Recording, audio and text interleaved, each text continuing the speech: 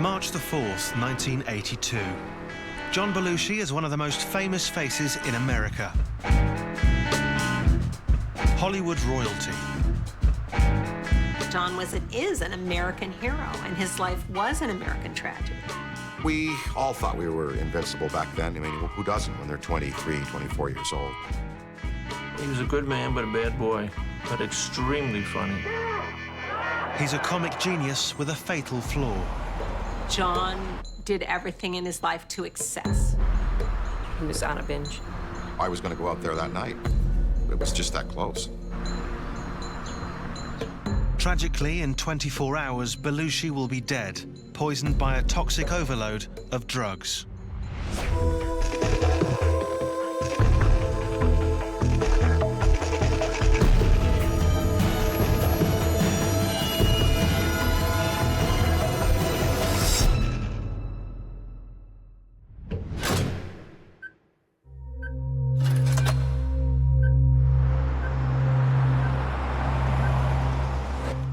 Los Angeles, March the 4th, 1982. It's midday, and John Belushi glides down Sunset Boulevard on his way to a power meeting. It will be his last. This is the beginning of his final 24 hours alive. Belushi has been using cocaine since he arrived in LA 4 days ago. His meeting is with the two men who, more than anyone, have been responsible for making him a star. Michael Eisner, the president of Paramount Pictures, and Belushi's manager, Bernie Brillstein. The purpose of the meeting was to decide what movie John was going to do for his commitment to Paramount. It was like George Clooney. They were coming to talk George or John into this movie. At the meeting, there's just one item on the agenda, Belushi's next movie. Eisner wants him to star in The Joy of Sex, a farcical takeoff on a popular sex manual. He's convinced it'll be a surefire moneymaker. They saw him as a star that could put people in the seats, and there was a project that was hanging around the studio that wanted to get made. They had an option on it. They'd paid money to get it written, and they saw John as the express way to get it done. Belushi resists. His instincts tell him that The Joy of Sex will be a career-damaging disaster and a personal embarrassment. I don't need nothing, babe. He was saying, you have to read it, you're not going to believe it. And, you know, and so they want me to wear a diaper in this movie. That's how it's going to open, like I'm a baby in a diaper. I promise you it's going to be great. During the meeting, Belushi receives a call from his friend and fellow actor, Dan Aykroyd. Aykroyd gives him some advice. Hey, Dan. Oh, don't do that piece of shit. Are you kidding me? Come on. Get away, get away. Get out, get away. Come home. It's the spring. Things will happen over the summer or the fall. We'll figure something out. I was writing Ghostbusters right then, which he would have been in. And I said, don't worry, John. We're going to cover. We're going to do great stuff, you know. Don't be pressured to do this. Come home. Sounds good. Yeah, bye. Bye. Belushi flatly refuses to do the movie. It was very nice. No one yelling. It was no crazy thing.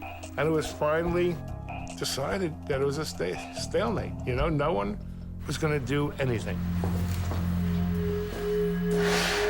But Belushi has a hidden agenda. He's battling an addiction that's getting the better of him. All right, I'll get it for you. How much is it gonna cost me? $1,800. John Belushi, God bless him, is an addict A to Z. And just like every other addict, it's a deadly disease. And there's always reasons that people use, but fundamentally it's the addiction that kills them.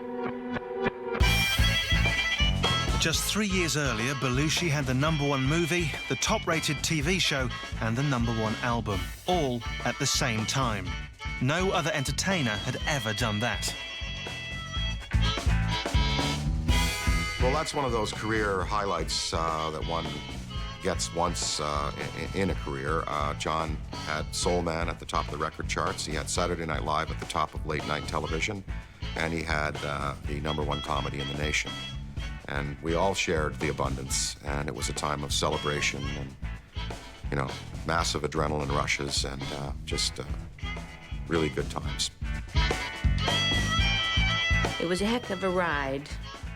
It was a good ride, most of the time. For a couple times, just hanging on, but it was scary sometimes. It was exciting. It was fun. It was innovative. It was different.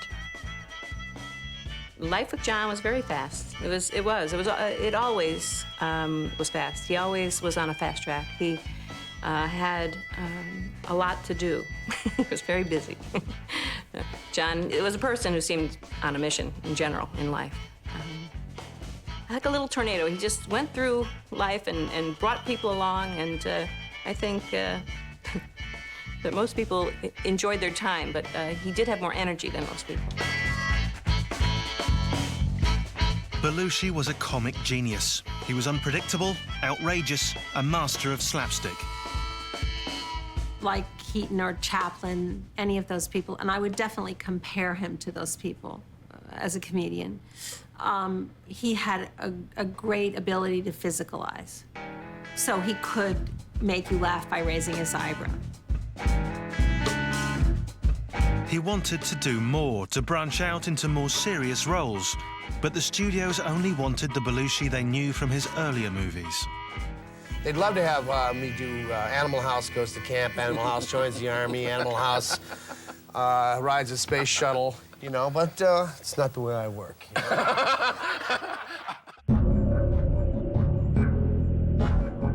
The trouble is, Belushi hasn't had a hit movie in 3 years, and the pressure is beginning to take its toll.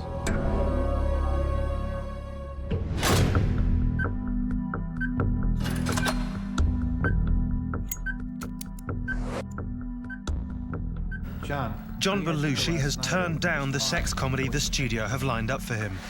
Next, he changes the agenda. He's borrowed money from his manager before and now tells him he wants cash to buy a guitar. Come on, Bernie. And we had cash in the office, and I gave him $1,800 cash. It was me. God knows I didn't know what was going to happen. But the money is not for a guitar. To be at the meeting that he allegedly came here for and to ask for money for drugs in the middle of the meeting, that's good drug addict behavior. That's how they behave. What's going through his head is, where am I going to get my next hit? Where can I get drugs? With $1,800 in his pocket, Belushi's drug binge is about to hit a new and dangerous level. Belushi's cocaine addiction began 7 years earlier on the set of Saturday Night Live.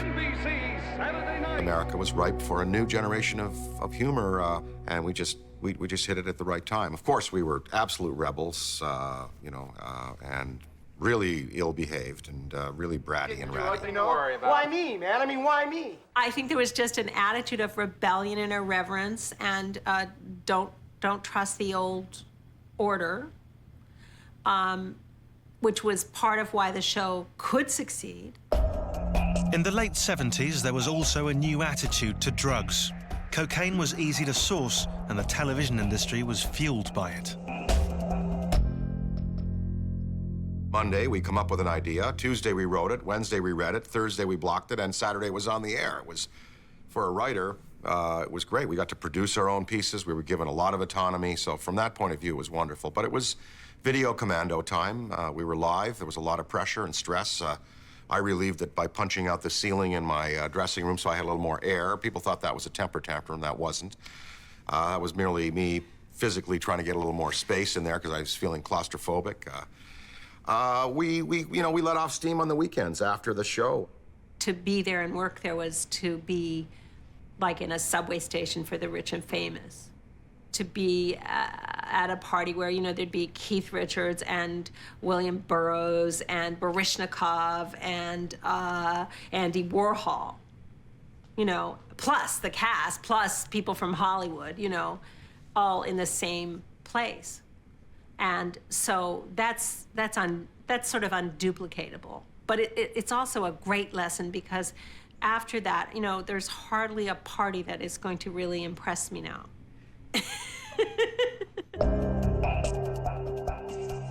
The cast once had to do 4 shows in a row without a break. By the last week, almost everyone was using cocaine to keep going. It's 3 in the morning and you have to think of 3 more jokes before 5 a.m. and you're falling asleep and someone puts out a line of cocaine. You have to be extremely strong-willed not to do it, simply because you need to stay awake. Not because you're going to be funnier. For Belushi and many on the show, coke was seen as just a harmless stimulant, virtually risk-free. Business.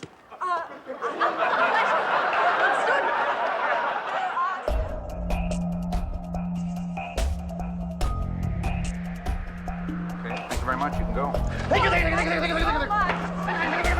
The entire culture had found this new thing, cocaine. And it's easy. If I take a sniff, you'll get fun. You're not putting a needle in your arm. It's very clean. It was perceived as a drug that would help creativity, it would assist in loquaciousness and solving the world's problems and exchanges. So it was just prevalent and ubiquitous. And I think to John, it was something that kept him up at night. It stimulated his, his thinking. But Belushi seemed to be using more than anyone else. He started going on binges. I think with John in particular, his appetites were always big, and that's where, part of his problem was. He always did a little more than anyone else. He always went a little longer than anyone else. John was a man of the night. He loved being John Belushi. He loved to sing in clubs. And at the time, I believe people were doing a lot of drugs, and I don't think he separated himself from the drugs. But it wasn't big-time drugs. It was just really, you can't go back and understand that time. It was the time of Studio 54. It was a time of great separation of young people and old people. And a lot of people were doing drugs who couldn't handle them, including adults, people, lawyers, everyone. So if you kept John out of trouble and kept him focusing on what he was doing and his career, which he really didn't care about then. Well, when you get hot so fast, you don't have time to care. You think, more, they'll keep giving me more. John had an insatiable appetite for everything, for life, for all of the tastes and pleasures and sensations, from, motorcycle speed to, to a good, to 3 pieces of cherry pie.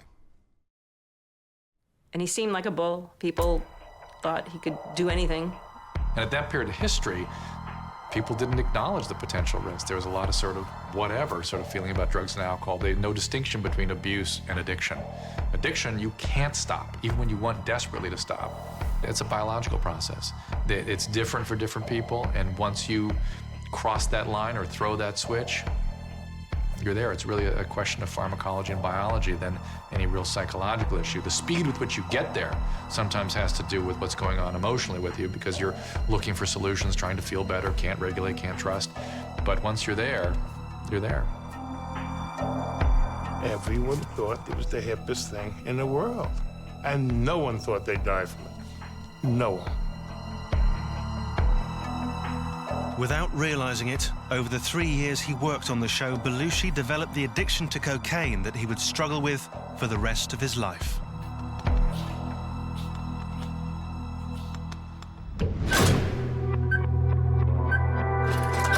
John Belushi has 22 hours left to live. Using the cash he borrowed from his manager, he's on a mission to score some drugs. He's barely slept in the past 4 days. He arrives at a friend's apartment.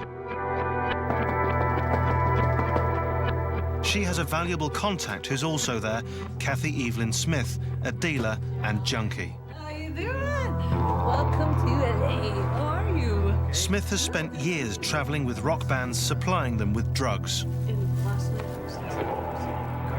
The 3 of them do coke.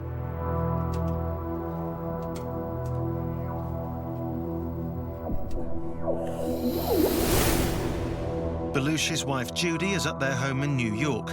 She knows he left for LA on a mission to get high and tried to stop him. He was on a binge, and I wanted to, knew if he went back, it wasn't going to end. he had a mindset and just plowed right ahead. Made the choice. Belushi's friend Dan Aykroyd is also in New York, at his office just a couple of blocks from Judy. The thing is, with John, he didn't even have to buy it. You know, people loved him so much, they wanted to hang out with him and socialize with him. So they would buy it for him and give it to him. Like, you know, he would show up at a party and they'd automatically, here, have fun. And he would be collecting all this coke, and it was, you know, Judy's job and my job sometimes to confiscate without his knowledge and to get rid of it. With his wife and best friend on the other side of the country, Belushi is far away from those who care about him. He now takes some of the cash he got from Brillstein and gives it to Smith, sending her off to get more drugs. This time, it's not for cocaine. Belushi wants heroin. He's losing control, sliding deeper into his drug-fueled binge, and there's no one around to tell him to stop.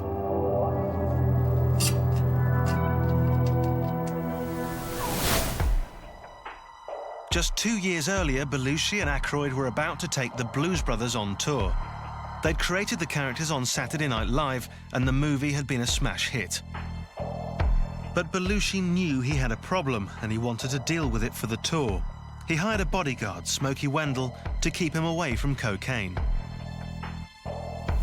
He said, you know, I have all this going on, the Animal House, the Saturday Night, and I'm working on these other projects, and all of a sudden, it's just going too fast for me. And if I don't somehow get a hold of myself and get control of myself, I won't be around in the next 2 or 3 years. Smokey was great. He was ex-New York State Police, ex-Louisiana State Police, and ex-Secret Service. He had gone with Nixon to China. He was a very colorful and wonderful character who had John's best interests at heart. I was asking him why he was so dependent on it.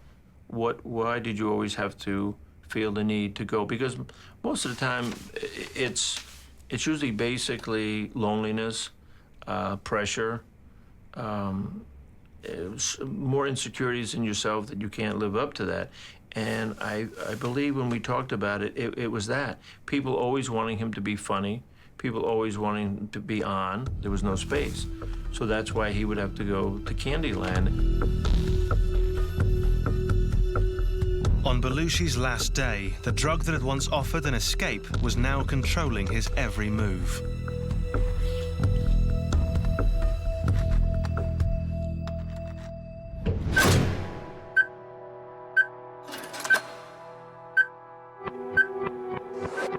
It's late afternoon, and John Belushi has less than 19 hours left to live. After doing cocaine with Kathy Smith, he asks her to score heroin. Belushi then returns to his apartment at the Chateau Marmont in Hollywood.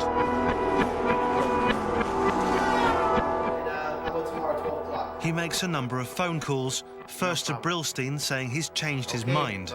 He will do the joy of sex after all. Next, a call to Michael Eisner, head of Paramount, telling him the same thing.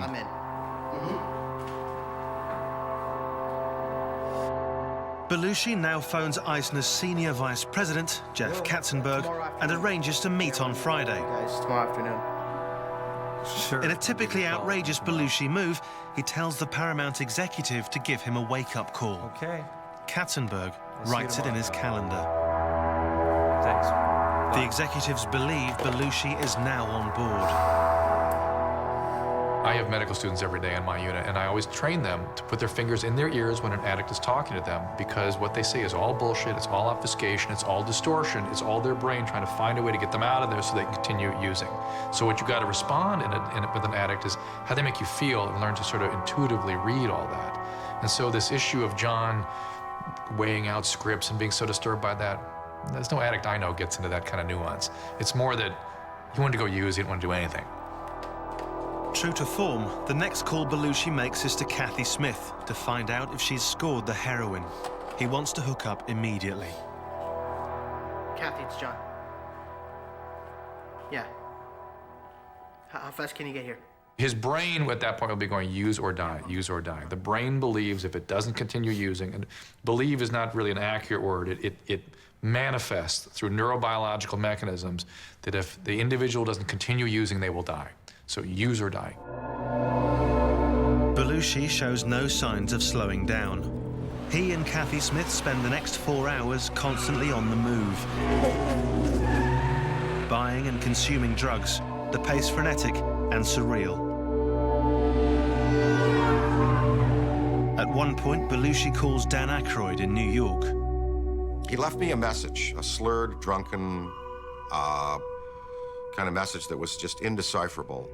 And I heard that on the answering machine, and then I just continued working. But Belushi's message worries Aykroyd. He'd been on the receiving end of these calls before. He walks from his office to Judy Belushi's Greenwich Village apartment. He and Judy have to take action. It was clear we, had to help stop him, try to get him some other kind of help. I think Danny felt very immediately worried. He may have been more in touch with the reality of it from having heard that tape. They decide they have to rescue John and get him out of Los Angeles. Judy calls Smokey at his home in Virginia. She said, do you think you can find some time for John? And I had always told her, never thinking it would happen, I always said, hey, if you ever need time, I will make time. Whatever I'm doing, I would do. And I said, okay, fine, I'll be out there tomorrow. Smokey tells Judy he'll fly to LA and bring Belushi home. But tragically, he didn't get to make that journey for her.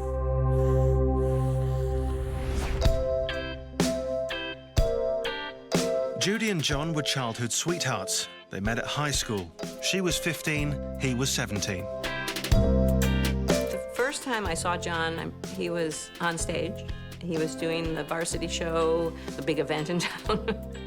I'd seen a lot of these shows, and he was one of the best, and I knew it immediately. This guy has talent. They grew up in Wheaton, Illinois, a suburb of Chicago. John came from a family of hard-working Albanian immigrants. His parents weren't really happy together, and I feel that he knew that, sensed it, and I think that, kids are unhappy if their parents are unhappy. And I think a little bit of his humor around the house when he was young had to do with learning early that he could make his mother laugh, that she was a good audience, and maybe a little bit feeling like by making her laugh, he was making her happier. But I think also as he grew up, he realized, well, I know, he said to me he could never make his mother happy. And I think, that's one of those things that kids really suffer from. Dan Payne was Belushi's high school drama teacher. He remembers the first time he saw Belushi. It was at an audition. The music director said, well, John, what are you going to do? He said, and he just started, he said, well, I was going to tell some stories, and he started telling things. He was like a stand-up, and they were really funny. And all you could hear, the other students waiting to audition, standing backstage, they were all laughing. So this guy said to me, this guy's hilarious. The kids just love him. We're going to put him in the show. He fit in everywhere, and I don't quite know why. He was short. He was stubby. You've seen the pictures of him. I don't think you'd say he was a nice-looking kid, good-looking guy, but he was not, quote, handsome. He wasn't the big blonde idol kind of guy. He was just sort of there, but people, there was something about, it was a very magnetic personality. By the time John finished high school, he was the football captain, the homecoming king, and voted most popular student. He liked to surround himself with people and always stood out in the crowd. I would say that John needed the group. He was a tough guy. I mean, alpha male, Illinois, heterosexual, toughie, but with, an open heart. I mean, he was very sensitive and vulnerable, and this is partly the reason that he came to the demise that he did, that he trusted people. Tragically, on his last day, Belushi now put his life in the hands of a known junkie. It was to be a fatal error.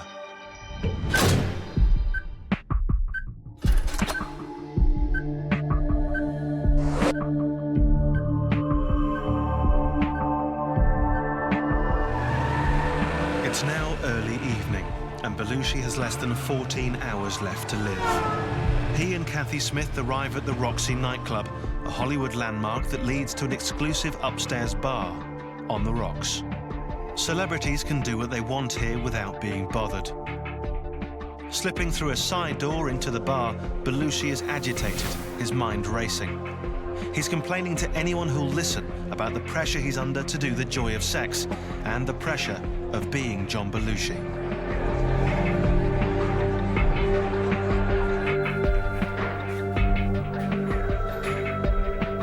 Belushi and Smith go to the bathroom.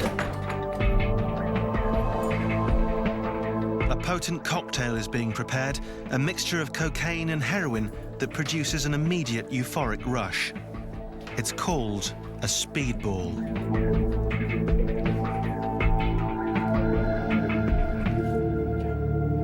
Belushi has just upped the ante. He's about to inject cocaine, and he's added a powerful opiate to the mix: heroin.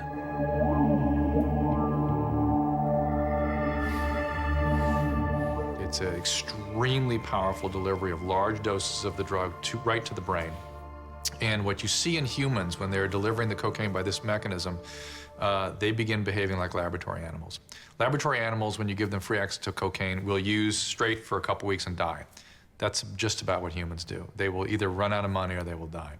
And a binge on cocaine, as I've said, is where the first hit feels great, the next however many, each one feels subsequently worse until you develop a psychosis. It always develops. You know you're going there, and yet you can't stop from starting it. And once you start, you can't stop till you're done, till you run out of money or something horrible happens to you.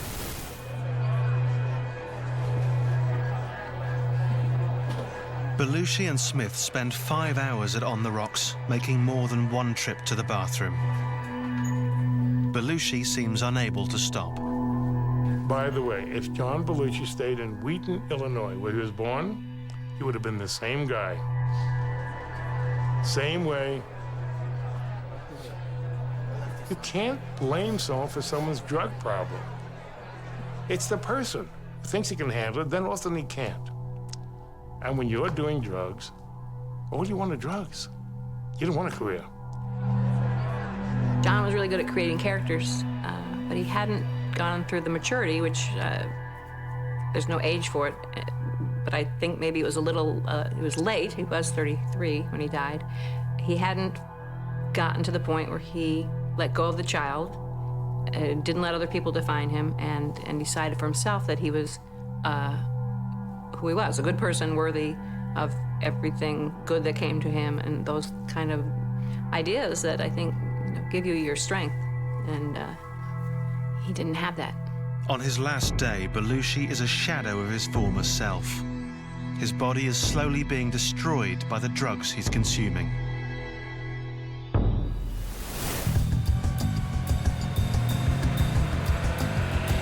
It was all very different when Belushi was in his 20s. After college, he moved to Chicago with Judy. It was here he got his start at the training ground for America's top comedians, the famous Second City Theater. He knew that night. He said that night, "This is what I want to do. I'm gonna get up here one day." In 1971, he did. He went straight to the main stage without having to train with one of the touring companies. That had never happened before, nor has it been repeated since.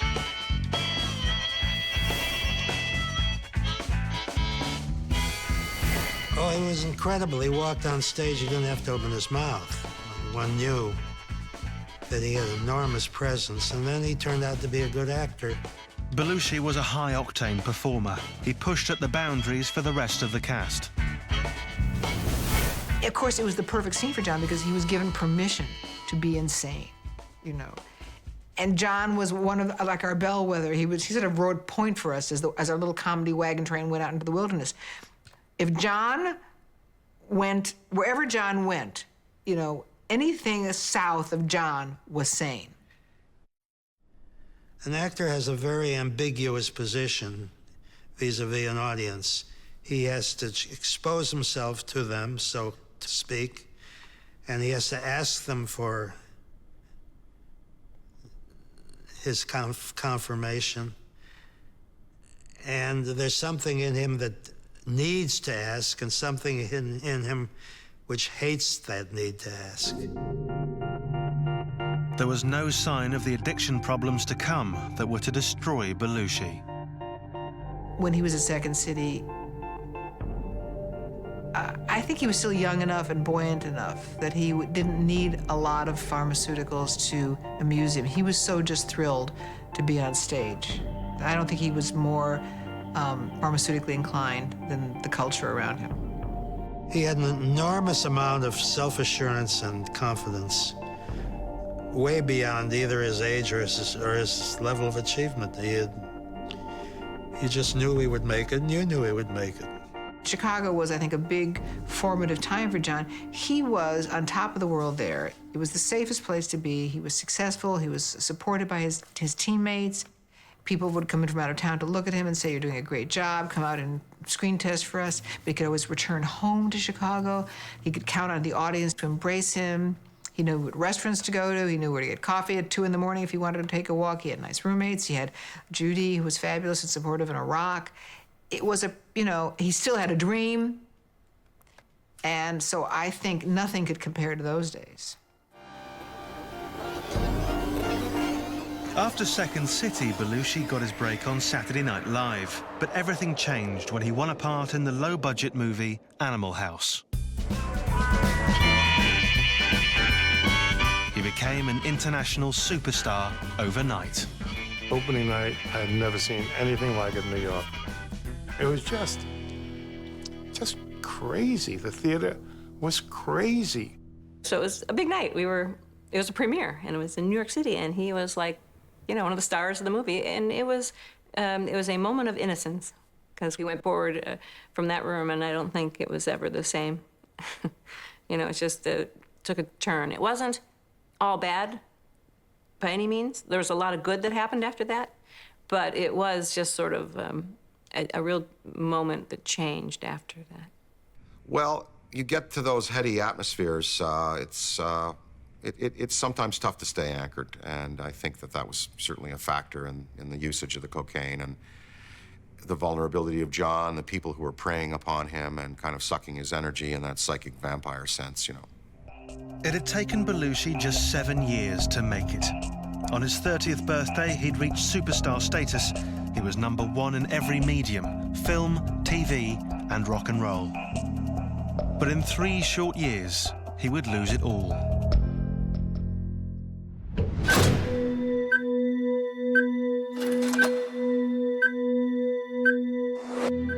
It's close to midnight, and Belushi is still reeling from the combination of cocaine and heroin he's been injecting into his bloodstream.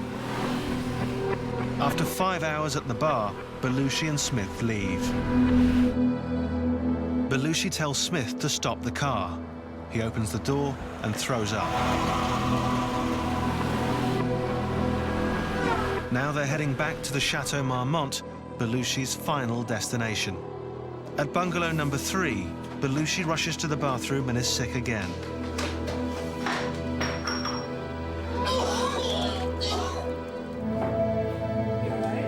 Belushi and Smith smoke a joint. He picks up his guitar, strums a few chords, and passes out. A few seconds later, he abruptly comes to.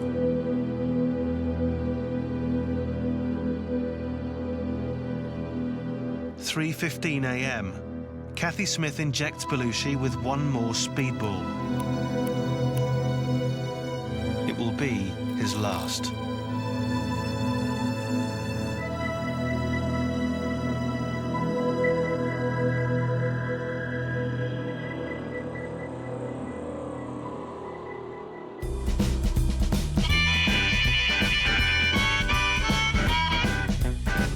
Earlier, at the height of his fame, Belushi came close to beating his addiction.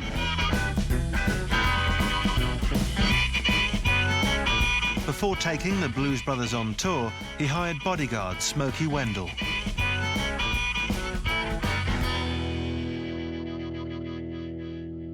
Smokey's brief was to keep Belushi away from drugs. He was put to the test on his first day. Belushi was in a recording studio learning a song for the tour. Wendell spotted an outsider talking to Belushi. These were people that would be commonly known as suppliers. They would be able to produce party favors. Smokey watched the dealer go into the bathroom after talking to Belushi. Smokey then went into the bathroom himself and found the drugs. John went into the bathroom, came back, said a few words to the guy, which I knew it was basically whatever was there was no longer there. John went back in the booth, the guy went back in. So we did this 3 times. We played this game. 3rd time, John was getting really annoyed with the gentleman. Smokey then approached the dealer standing by the coffee table. And I said, you know, there are many ways to sweeten coffee. I happen to like sweet and low. Sweet and low looks very much like this. And I had poured it into the coffee. At that point, I said to the gentleman, I said, you know, we could do this all day. I just don't know how much money you can afford to lose. The guy, got totally very uncomfortable. The dealer tried another tactic, slipping some cocaine into a cigarette pack. Belushi announced that he wanted a smoke and picked up the cigarettes. And he was going to put it in his pocket. Well, then I knew that there was a favor in there. That turned into a physical altercation with John and I. It was a tug of war, and we were wrestling on the floor in the studio. And the 2 guys that ran the studio, they were, I don't believe this. I can't believe this. And we got up, and I said, John, look, if you want to do this, then you don't really need me here. If you don't, I mean, this is going to happen every day. It worked. We did a tour with the Blues Brothers, and that was grueling because we had, 20 shows in 16 cities. And, we were able to meter the dosages, and John performed beautifully and effectively, and we had a great, lucid, clear, creative time. And so Smokey worked. Belushi kept clean for the entire tour. He desperately wanted to win his battle against addiction. And by the end of the tour, he was in such good shape, Smokey felt it was time to move on. And we had him working out and losing weight, and he would he said, oh yeah, the highlight of my high tonight was I got 2 more push-ups in. But he would laugh, and that would be his way of saying, hey, I can do this. He would find time to come and talk to me. I would be asleep downstairs, and he would knock on the door. And it was basically, I think he was at that point where he didn't want to sleep, he didn't want to go out, and he just wanted to talk. And it would be either about the work or the job, plans, ideas he has, his wife, how much he loved Judy, how much she meant to him. And I mean, on more than one occasion, he would say to me, you know, whatever she needs, whatever she wants, don't ever question, you just do it. And I said, really? And he said, yeah. I said, well, then you can't question why we're sitting here together, because this is what she wants. And he just smiled, and he said, boy, you got me again. And that's when I knew, as we kept bonding, that he wanted this, and then it was becoming easier and easier for him. And at that point, I was looking to move on to the next, and I just said, you know, I think you're okay to go on. And I remember him being so disappointed. And I remember him saying to me, what is it? Do you want a car? Do you want, I'll pay you more. I'll pay you. I said, it's not that. You don't, John, you don't need me. The following summer was one of Belushi's happiest, spent at his favorite place, Martha's Vineyard. It would be his last.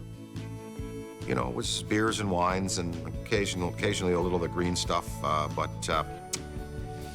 no powders or pills that summer, and it's certainly reflected in the picture where he's standing with Judy belly to belly. He's got a blue shirt on and a hat, and you can see how good his color is. He's got the full weight on. There's no gauntness there. And it was a summer of body surfing, Jeep rides, running on the beach, dodging sharks. He was truly off and relaxed then. Those were wonderful moments.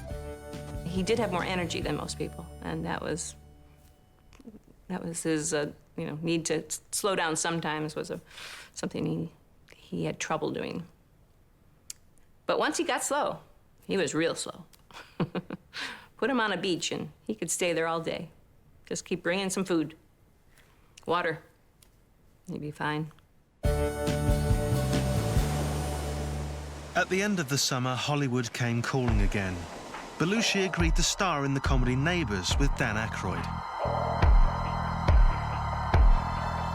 Well, Neighbours we shot at night on Staten Island, and again, at that time, Coke was ubiquitous, and everybody was using it like coffee. It was to keep us up at night, you know. But for Belushi, it meant temptation. He tried what we call white knuckle it. He tried to just avoid all this. You can only do that so long. It's like trying not to eat. You can only go so long without eating. Eventually, you're going to eat. He stopped lots of times. Yeah. He had a fairly long, seemingly successful time. But you know, in retrospect, clearly whatever that wasn't dealt with. He was just in abstinence. It's like the dry drunk, you know. If you stop drinking, but you haven't, it's the same thing. Whatever that is, whatever that's about. Getting people off drugs is the easiest thing in the world. Anybody can get off drugs. The problem is staying off. And that's where the whole treatment process comes in. Now, many people believe, A, they can control it themselves, and you see this is not a volitional process, so they can't, or that, B, they could substitute it with something else, like exercise and yoga and all those things. And that will work for a time. But inevitably, when there's a stress, when there's drugs available, they will relapse. He could be triggered because he didn't feel, he had a scene on the show he really wanted to be on, and it wouldn't be on, and that could trigger it. He could have had some great success. It was so exciting that it triggered it. So I just think drug addiction, ultimately, there is some kind of chemical imbalance or dysfunction going on. And I think there seems to be new research all the time, and maybe one day someone can tell us all about this, but I really don't know. I just don't know. Intervention back then was not a tool that was used. Today, if we had a problem like this, we'd get 6 to 10 people together. We'd get the guy or girl in the room and sit them down and say, it's going to stop, you're going into rehab, that's it, and the flex cuffs would come out. Now, I mean, now that's what we do. Back then, that was not, you know, not a technique that was widespread. After filming Neighbours, Belushi's cocaine addiction took hold again. With each hit, he was slowly killing himself. And on his final day, he was far from those who could have saved him.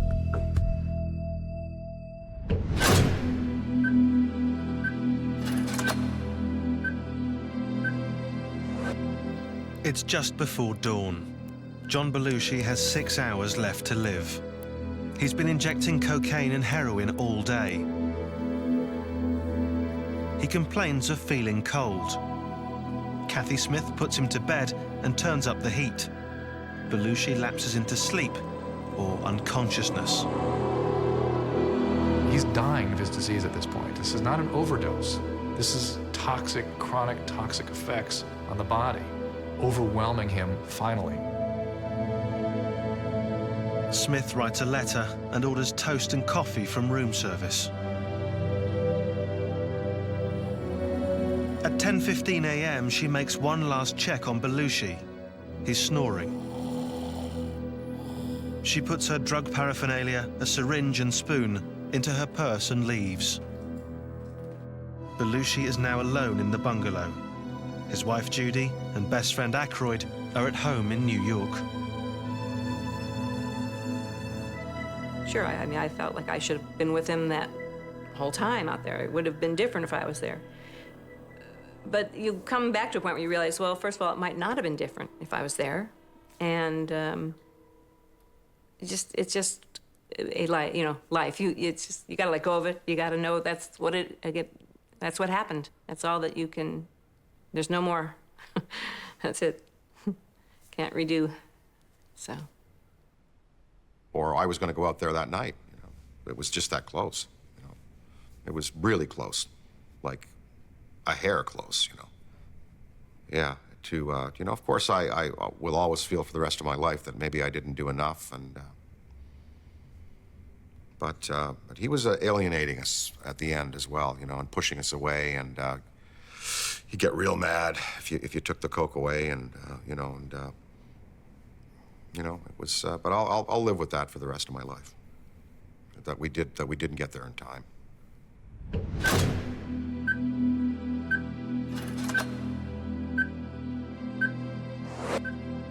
Belushi has been lying unconscious in his hotel bed for hours. Then at 12 p.m., Bill Wallace, Belushi's assistant, arrives at the bungalow with a typewriter Belushi wanted for script writing.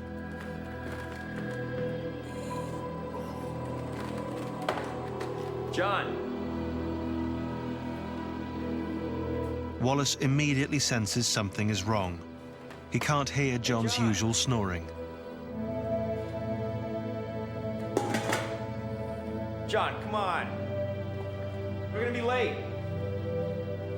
He walks into the bedroom telling Belushi it's time to get up. Belushi is curled up on his right side. Wallace shakes him. There's no response. He discovers Belushi is not breathing. His first instinct is to call Brillstein. We're in trouble. First words, we're in trouble. What do you mean in trouble? He's sleeping, he won't get up? No, he's having a problem breathing. And I said, oh. And I went into action like I knew what I was doing. I had my assistant call 911. John, come on, wake up, John. Come on, John, wake Wallace up. pounds on Belushi's chest, tears in his eyes, crying, "You dumb son of a bitch." Wake up! Come on, John.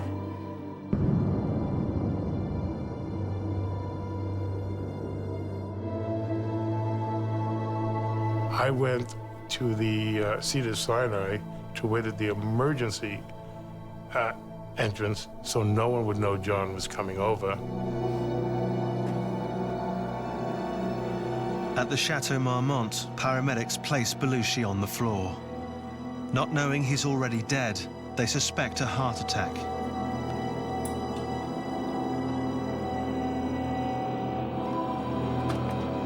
They try to revive him, but soon give up. Is that all you're gonna do? Wallace protests, but they say it's too late.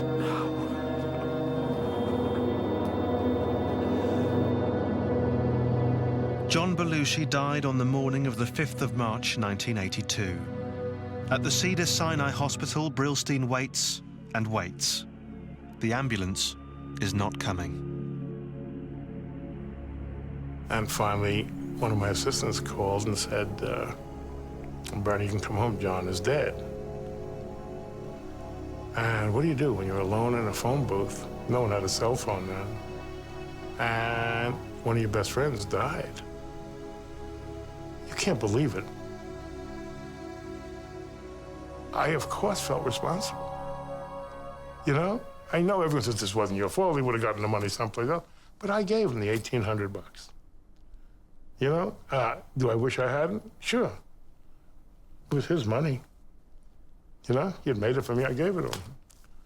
And I guess the guitar is still there. The police arrive at the Chateau Marmont, then the media. The word will soon be out. The first thought I had was, Judy's gonna hear it on the radio. I called Danny in his 25th Street office, got him on the phone, said, Danny, don't ask me what to do. I'm telling you, John is dead. It's not a joke. I was writing Ghostbusters at the time, and I was writing a line for him when the call came from Mr. Brillstein that he'd gone. And I immediately got up and went outside to get to Judy. I didn't want to take a cab. I didn't want to be carried. I had to move myself. Otherwise, I would have just buckled to my knees. And I ran down to Judy's from 5th and 23rd. I ran down to Morton Street. I heard someone punching the lock and run up the stairs, and it was Danny. And I told her before anyone else knew, you know, that he was gone. And but it was essential for me to get there before she heard it from someone else. So. And you know, that's a real good friend. Okay. So. It was 2 weeks later that coroner Thomas Noguchi confirmed the cause of death. The office issued the official death certificate described as acute cocaine and heroin intoxication.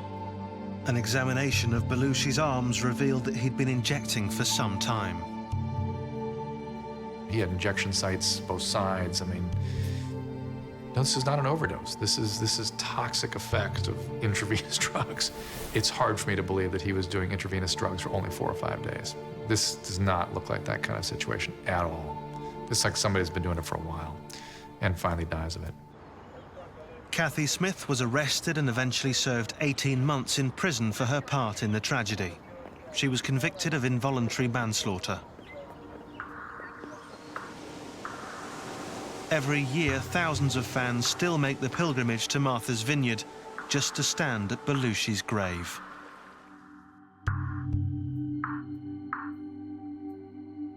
So somehow he's just touched people in that way, and I think when you actually have people feeling that you've made a difference in their life, then they don't forget you.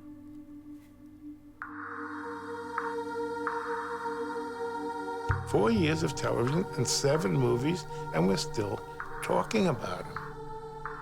Isn't that amazing?